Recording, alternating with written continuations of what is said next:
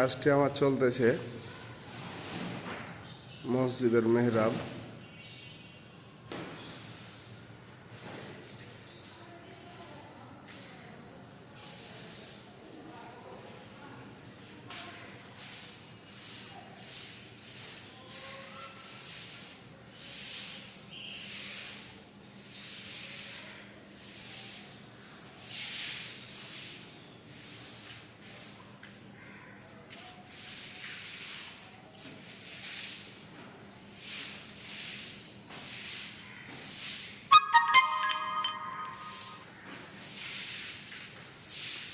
এই পিলারগুলো শেষ করেছি।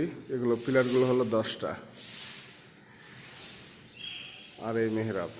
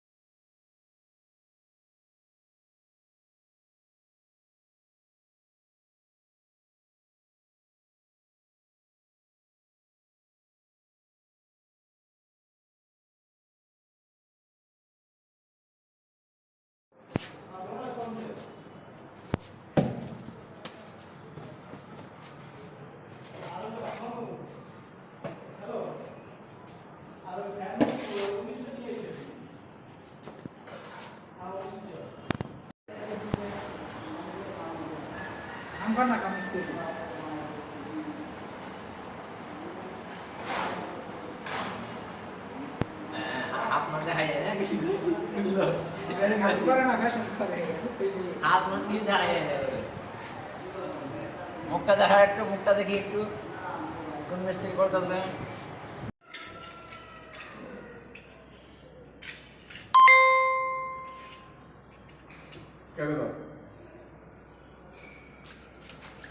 এখানে পাউন্স করবে, চলতি যা আছে। হে আচ্ছা, আপনি উঠলেন কেন? আমি তো করতে আসি।